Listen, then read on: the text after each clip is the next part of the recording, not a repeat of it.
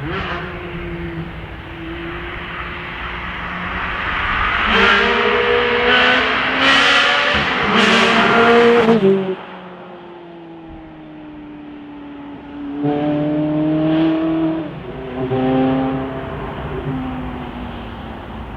guys, a warm welcome back to the channel.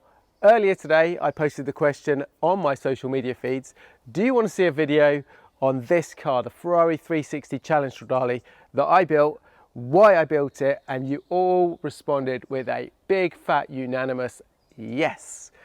You also gave me a fantastic list of questions that I wasn't expecting, which I will do my very best to answer today, but I am not going to get through those in the time frame that I'm going to allow for this video. So let me know if you want me to go live maybe next week and answer some more of those questions, or anything else you want to know about these cars or my collection or why I do this. Give me a comment below if you want to see that, and I'll schedule a date and we'll go live. Never done it before, but we'll do that next week. One of the first things to say about this Stradale is it's a little bit different. It's unique in the sense that I have daily driven this car for the past 10 years. Because of that fact, it's quite well known. It's been in a lot of magazines, and it's even well known amongst my fellow YouTube creators. Check this out. But I know you want to hear it, so let's just drive and talk. Oh, yeah.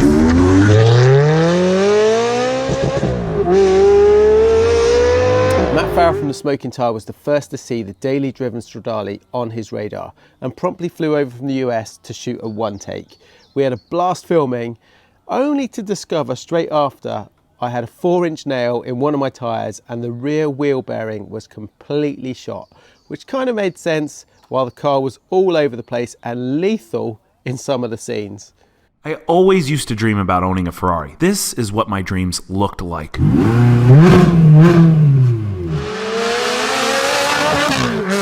And then there's this chap, Sam Crack.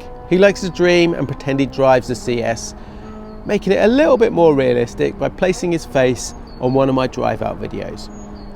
One day we might get that green 360 Spider of his finished, and maybe then he can sell it and upgrade to the real deal. Hello everyone, this is a Ferrari 355.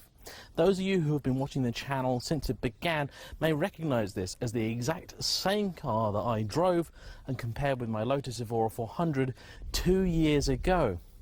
James from JM on Cars was supposed to be here right this moment filming and doing one of his fantastic reviews with me on the Stradale, but sadly, because we're both in lockdown, we've had to postpone. But don't worry, the shoot will be rescheduled as soon as possible.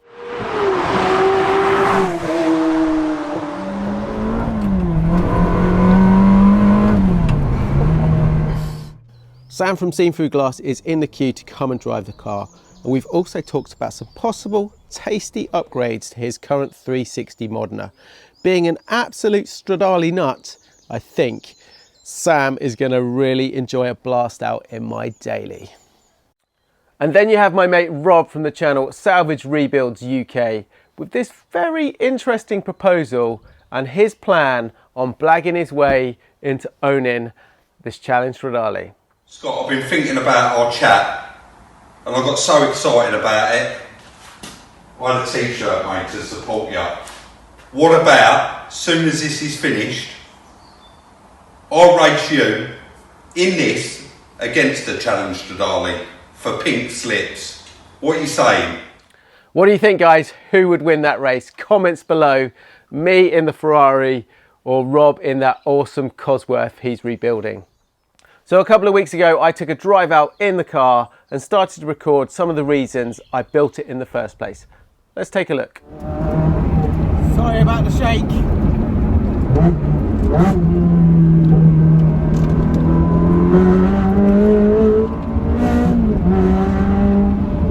have to fight it along this road. It's quite good fun.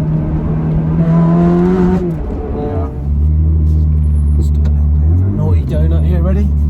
Let's do a bit of a spin.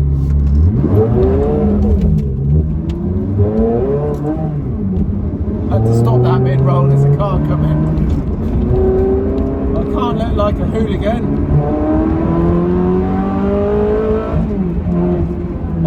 talk about this car. So this is a 2003 Ferrari 360. It was actually started its life as a 360 Modena F1. Why did I change this car to a Stradale? Well, I did it 10 years ago, and at the time Stradales were not expensive. Well, they were very expensive compared to normal cars, but typically for they were trading hands somewhere between 60 and 100,000 pounds for a right-hand drive car. Okay, 60,000. Okay, nowadays you'll be hard pushed to find a Modena for that price, a good Modena. Now, like I said, 10 years ago, they did not have the cult following that they have nowadays. However, I did want a Stradale back then, and unfortunately, living here in the UK, they made around 1,300 Stradales in total, of which only a handful were made as right-hand drives. I was very specific with my specifications on the car that I wanted to buy. It needed to be black. I'd already owned a few Ferraris before that, all of which were Rosso Corsa, and I didn't want another red Ferrari. Way too common. Fancied a black one. Wanted a black Stradale, but I wanted the red and kind of dark grey Alcantara interior. I wanted the harnesses, I wanted the roll hoop, fire extinguisher, all of which were optional extras. I wanted yellow calipers, wanted the stripe, and various other things that all needed to be spec'd up from factory in order to build a car to this specification. Now, to my knowledge, there is probably one other car in this spec in right-hand drive.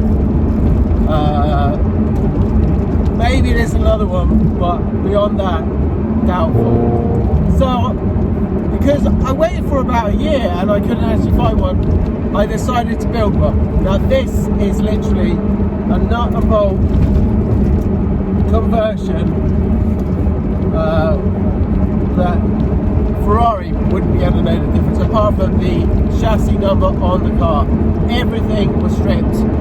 Interior wise, the whole interior was stripped, carpets were stripped, no sound deadening, seats were changed, dashboard was changed, lower dash, door cards, wiring, cabling for doors, headlining, steering wheel, dash cluster, center console, back panels, harnesses, mounting points for harnesses, mounting points for fire extinguishers. That's just the interior. I could go on and on and on. In fact, I calculated how much it would cost to do this conversion about 2 years ago, and at the time, with that, it would have probably cost you about £150,000 to buy the parts, if you could get the parts, which you can't get all the parts nowadays, and that's without labour. So when you factor in labour and just buying the parts without the base car itself, it would cost you more than the Stradale would on the open market. So there you go, guys. That is the reason why 10 years ago I decided to build the Challenge Stradale myself, simply because I had waited and looked around for so long for a right-hand drive black car with the right spec, which probably never existed in the first place. I decided to build it myself. Hindsight is a wonderful thing. 10 years ago, however, the price difference between a Strad and a standard 360 was nothing like it is today. Back then it was probably between 20 and 30,000 pounds. They didn't have that cult following.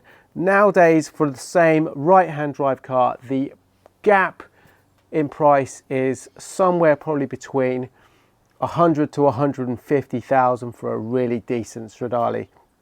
So there you go. That's one of the crazy things in life. Anyway, I am now going to give you a little tour of the car. We're going to point out some of those subtle differences between the Strad and the 360 that make that car so magical. I will also let you know some of the astronomical prices that those parts cost, such as things like this little magic thing in this box I'll show you in a second, the TCU, the dash cluster. We're going to walk all the way around that, and then I'm going to tell you how much roughly it cost me to do it 10 years ago, how I did it, where I got the parts, and whether or not I would do it again today. Now, being the absolute challenge Stradale nerd that I am, there's no doubt I could build one of these in my sleep. I could talk to you for about 2 hours with the differences between this car and a standard Ferrari 360 Modena. Most people think Ferrari made a few subtle changes. I can tell you, I have a list of 5 pages of items here that cover the changes between this and the normal 360. Let's start at the front of the car, and the most obvious bit that everyone knows on a 360 Challenge Stradale is this front bumper with this lower lip here which protrudes out, whereas the normal 360 curves underneath. That's an obvious one.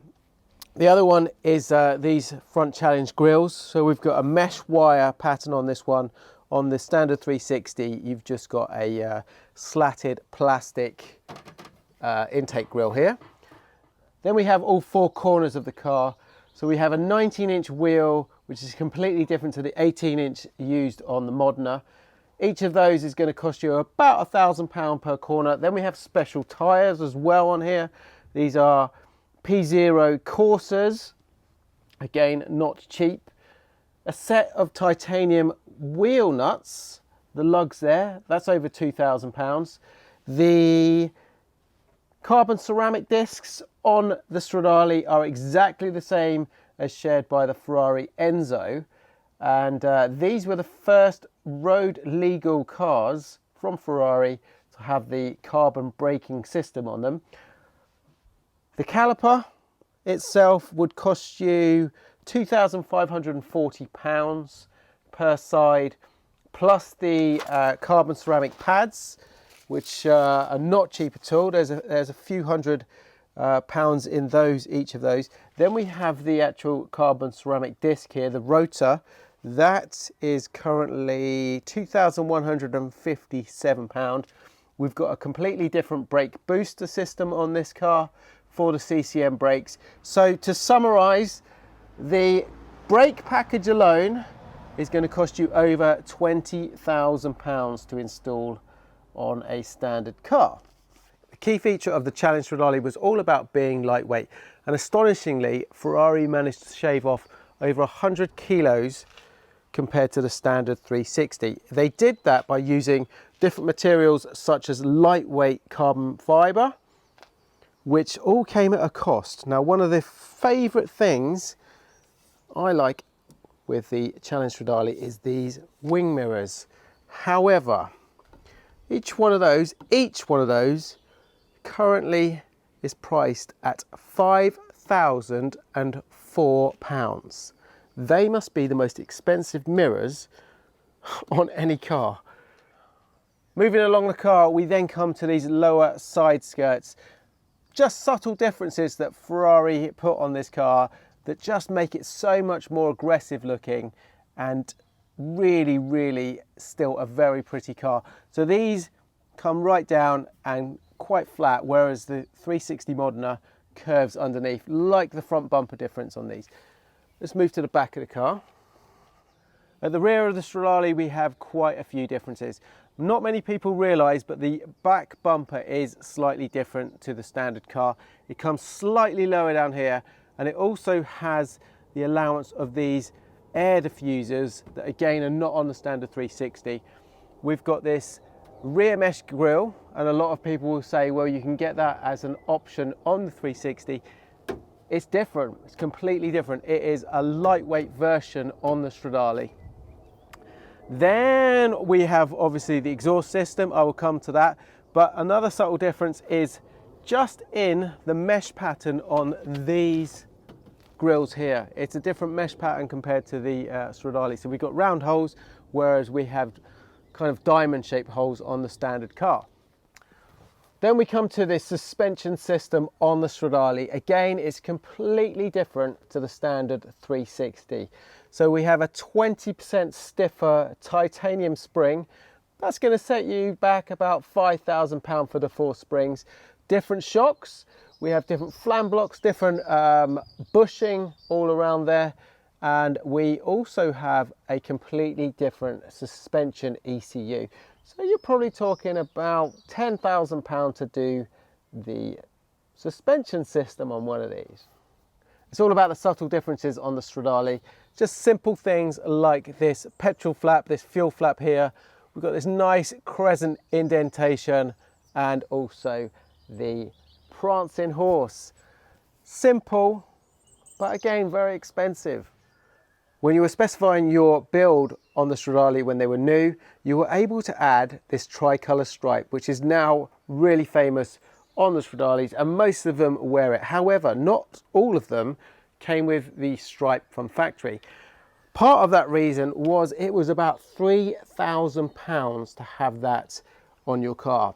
There is a big difference between an aftermarket stripe like mine and one from factory. And the difference is you can feel the edge on mine, whereas if you had one from factory, it's all lacquered under, so it's completely smooth there and you wouldn't see it.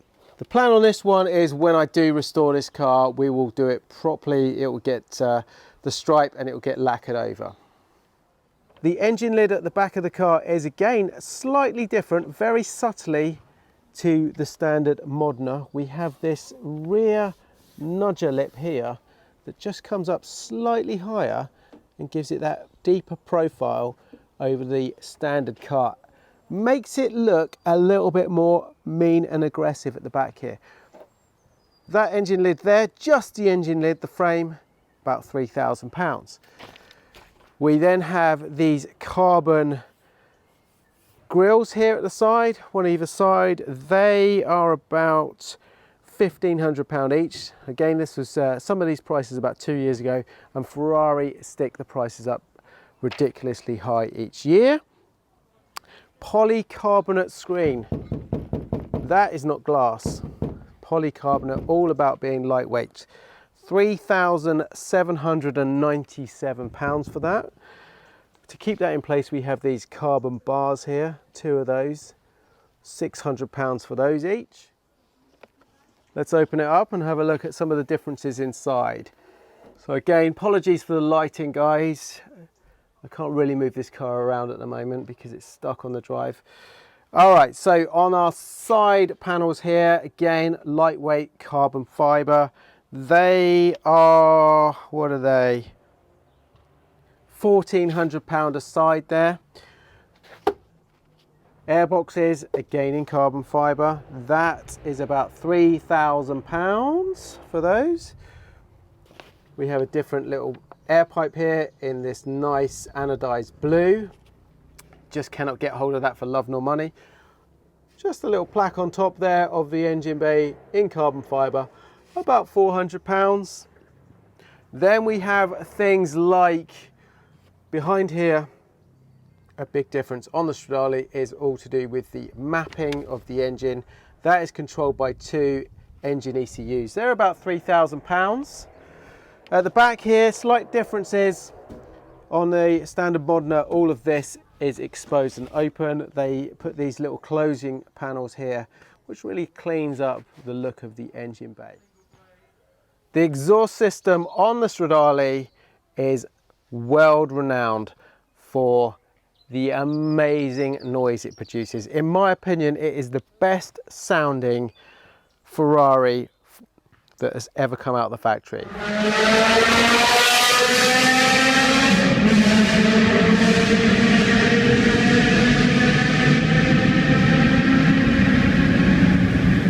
That is all created by this.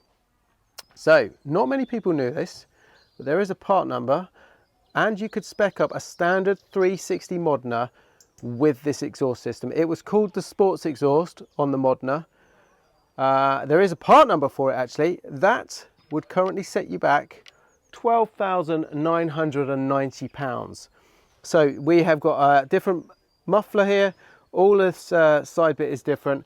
The exit pipes are different to the standard Modena. It's all piped completely different. You've got a lip around there. But it's not just the exhaust on the Stradale that creates that magical noise. It's a combination of the exhaust, those engine ECUs that we talked about with the different timings, and also there is an air conveyancer back here that is different to the standard 360. Let's move to the inside of the Stradale, where there is a whole host of differences that many people will not even spot. Again, sorry for the sunlight beaming in here, but I can't really do much about it. So first of all, door cards. Obviously, it's all about lightweight, as I said, on these cars. Carbon fiber door cards.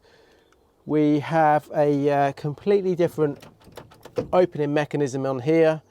Then just subtle differences like these sill plates here. Again, a carbon fiber little panel there in the middle. A big change on the Stradale was these lightweight, again, carbon fiber seats. These are ridiculously expensive. You cannot buy them. If you can, a set of genuine Stradale seats like this, I have seen advertised for €40,000. Crazy. Then we have race harnesses here instead of seat belts.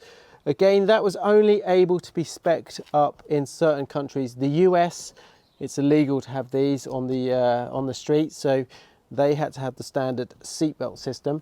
But they give you a nice little feel as if you're in a track car here. Another very subtle difference that many people will keep asking me, when am I going to get it recovered, is the steering wheel. Now, at first glance, most people think that is the standard 360 steering wheel. It's not. The horns on a standard 360 are here. On the Stradale, they're up here. It's a little bit different in profile. It's a titanium looking back here. And we have this little kind of central marker at the top there. Now, mine will get recovered at one point. Just not at the moment. It's in Alcantara and it just gets a bit dirty. Another big difference on the Stradale was under here. There is no carpets on the car. So straight through, and you can hear all of the stones underneath hitting the car. All again about lightweight. So that shifts with all the sound deadening in the carpet. It shifts a lot of weight from these cars. As mentioned, you could spec up the car with this roll bar. That is not on all Stradales, but this one has now got it in and it's covered in the Alcantara to match the rest of the car. A big difference that most people don't realise, again, is the dashboard. That is not the same dash as the standard 360. The top, people think, is exactly the same. It's not. It's a slightly slimmer profile here to enable the carbon door cards to shut. If you tried to have these on a standard 360 with its normal dash, the doors won't shut. Ask me how I know that. The big difference on the dash is the lower dash. Now, we don't have a glove box over here. It's slightly different. We have different switches here, and over this side our controls are the same, but we don't have the radio in the middle there. I do have the radio for this. It's an optional extra. It's a box basically underneath that sits there. But again, the Stradale was all about lightweight, and people added in the radios, which basically added in some of that 100 kilos that Ferrari shifted in the first place. The dash cluster on the Stradale is completely different. Again, to the standard 360, we have a carbon fascia here, and we have the very famous yellow tack. Also, the others are very slightly different with their font. So let's close up the Strad, lock it up, and I'll tell you something about this. This is the Challenge Stradale key, which is shared with the Enzo, exactly the same key. Anyone want to hazard a guess how much one of these sells for? Well, let me just show you another one. So this one is a brand new uncut key, which currently sells for, and this is genuine, they made some copies, but their genuine ones will sell for an astonishing $5,000. All right, so we have in my garage a few spares, which might be for a future project, which you'll have to watch the channel for. We have this. Now this is a TCU. It's a very popular upgrade for people with standard 360s. Now that plugs in behind the seat, and it's all to do with the F1 gearbox and the shift pattern. So this, if you plug it in, basically you will get much faster shifting, much more aggressive shifting on a standard 360. Like I say, very popular upgrade. That is something around about £2,500 for one of those. Up here we've got the carbon door cards. They are £3,000 each. We have the center console over there as well, £2,000, and we also have a spare dash clock face here. Anyone want to hazard a guess how much that costs? Okay guys, I appreciate time is pressing on. I did, however, warn you at the beginning of the video that I'm a complete nerd when it comes to the Challenge Stradale. Anyway, hopefully you have got a flavour of that immense list of changes Ferrari put into creating the Challenge Stradale, and how much it would cost you to try and undertake this kind of change that I did 10 years ago on the car. So to summarise, how much did it cost me when I did it 10 years ago? It actually took me 3 years to build this car, and that was because I just couldn't get hold of parts. Things such as the right-hand drive dashboard, I got probably from the only 360 right-hand drive Challenge Stradale that was ever broken for bits. And like I say, it took me a long time to get this. This is a nut and bolt conversion. Ferrari themselves, like I say, would not know the difference between this. Every single bit was changed on it. There is one bit missing, and that is my footrest down there, which I had on order from Ferrari for over a year, and they just didn't create it. It's different between right-hand drive and left-hand drive, and so that's the one bit I am missing on this car, which I'm going to get my mate who makes carbon fiber to create me one which is unique for this car, just to finish it off completely. Anyway, how much did it cost me to do this build?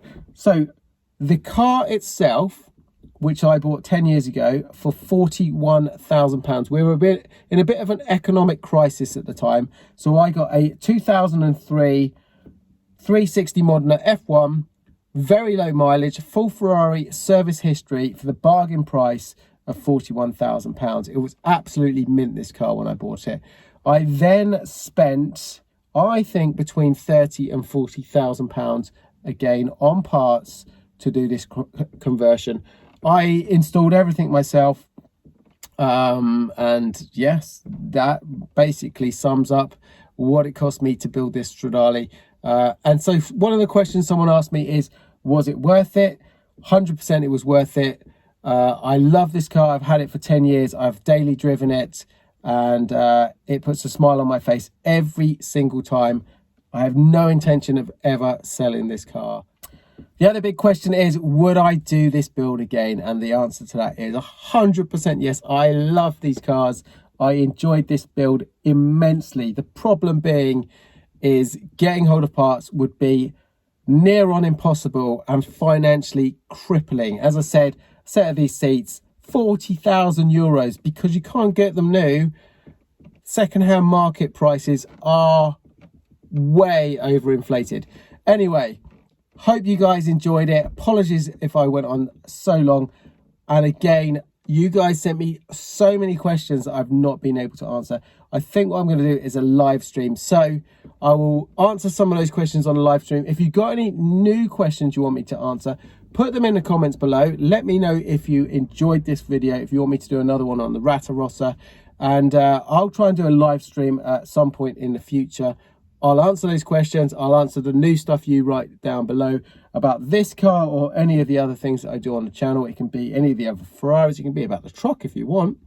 Anyway, thank you very much for watching, guys. Don't forget, check out my Instagram channel on a daily basis. And thank you very much for watching. Thanks for all of the fantastic questions. And I will see you again very shortly, trying to keep you entertained in the next one. Ciao for now.